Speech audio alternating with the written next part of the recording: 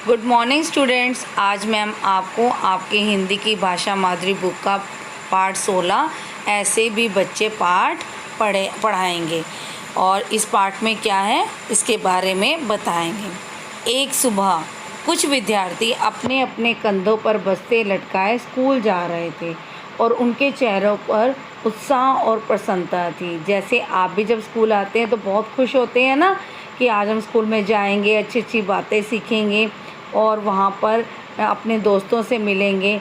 तो सर्दी के कारण उस समय कौन सा मौसम चल रहा था? सर्दी का।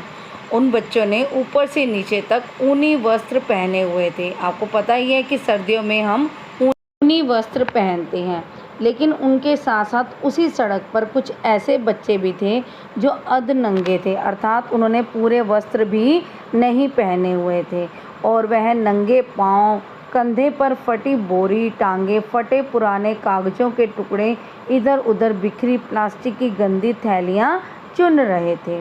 और उनके कुम्हलाए मुख, क्योंकि उनके मुख जो हैं वो मुरझाए हुए थे और पपड़ाए होंठ भूख व ठंड की कहानी कह रहे थे, अर्थात उनको देखकर ही पता चल रहा था कि उन्हें कितनी ठंड लग रही थी और कितनी भूख लगी हुई थी। इसके लिए उन्हें कुछ भी कहने की ज़रूरत नहीं थी, क्योंकि उनकी हालत ही सब कुछ बता रही थी। स्कूल जाते बच्चों को ये वे सदा ही टकटकी लगाकर देखते थे।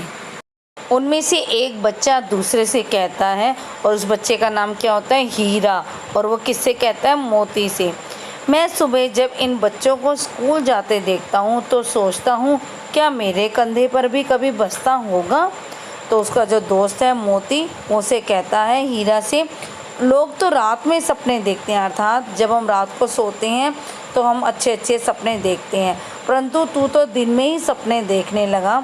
हम गलियों में पैदा हुए हैं, गलियों में ही जिएंगे और गलियों में ही मर जाएंगे। लेकिन हीरा मोती से क्या कहता है? बात तो ठीक है, लेकिन सपने देखना कोई बुरी बात नहीं है, अर्थात सपने देखने का अधिकार तो सबको ही है और सपने देखना बुरी बात नहीं है। मोती हीरा से कहता है बिल्कुल बुरी बात नहीं है, सपने देखना कोई बुरी बात नहीं है, लेकिन हम गरीबों को किसके सपने देखने चाहिए? हम गरीब लोगों को तो सिर्फ एक बोरी रद्दी के, भरपेट रोटी के और पूरा तन ढकने वाले कपड़े के सपने ही देखने चाहिए। तो तुम अपने सपने की बात किसी और से मत कहना, कहेंगे नहीं तो तुम्हारे सपने को सुनकर लोग कहेंगे सूखी रोटी और बासी सब्जी भी जिन्हें नहीं मिलती वे महलों की बात करते हैं। अभी वो दोनों बातें ही कर रहे थे कि इतने में कंधे पर टंगी बोरी संभालते हुए पन्ना, उनकी दोस्त पन्ना उनके पास आती है और पन्ना उन्हें क्या कहती है? पन्ना जो है वो हीरा और मोती की बोरियों को हाथ लगाती है और कहती है खाली, बिल्कुल खाली। तुम्हारी बोरी अभी तक खाली है। अगर बोरी भरकर माल इकट्ठा नहीं किया तो घर में चूल्हा नहीं जलेगा। तुम्हें पता है ना कि अगर तुमने रद्दी इकट्ठी नहीं की तो तुम्हें उसके बदले में पैसे नहीं मिलेंगे, और पैसे नहीं मिलेंगे तो तुम खाना कैसे लाओगे और तुम्हारे घर में चूल्हा नहीं जलेगा। गप्पे मारना बंद करो, तुम आपस में बातें करना बंद करो और धंधे पर चलो। पन्ना की बातें सुनकर हीरा उसे कहता है ये पन्ना जब भी मिलेगी चूल्हे की बात करेगी, चूल्हे को छोड़कर कुछ और सोचती है। उसकी बातें सुनकर पन्ना कहती है सोचती तो हूँ, पर चूल्हा ना जलने पर मेरे छोटे भाई बहनों को भूख से बिलखते रहना पड़ेगा, जो मैं नहीं देख सकती।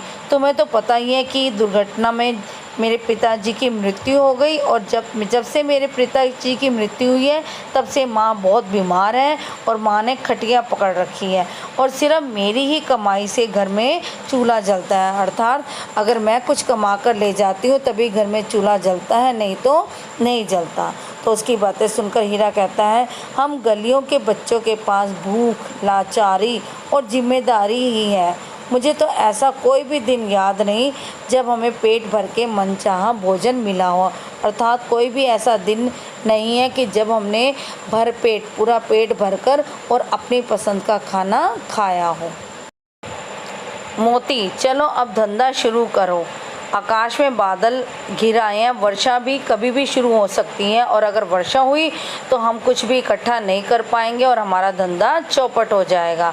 क्योंकि हमें ठंड से हमारे दांत किटकिटाएंगे। हाँ, दोपहर बाद पहलवान के ढाबे के बाहर मिलेंगे, हो सकता है कि वहाँ पर कोई हमें पर दया करके हमें रोटी खिला दे। ऐसा कहते हुए वो तीनों हीरा, मोती और पन्ना अलग अलग दिशाओं में बढ़ जाते हैं। और अगली सुबह, दूसरी सुबह, जो स्कूल जाने वाले बच्चे हैं, जब वह कागज़ चुनने वाले बच्चों को देखते हैं तो वो आपस में बातें करते हैं। उसमें जो अर्चना है वो अपने साथियों से कहती है कि जब मैं कड़कती ठंड में इन बच्चों को देखती हूँ तो मुझे लगता है इनका कोई बचपन नहीं है। गरीबी के कारण इन्हें बचपन में ही कमाने को मजबूर होना पड़ता है, क्योंकि इनकी जिम्मेदारी होती है इन पर अपने परिवार की, और इन्हें बचपन में ही कमाना पड़ता है।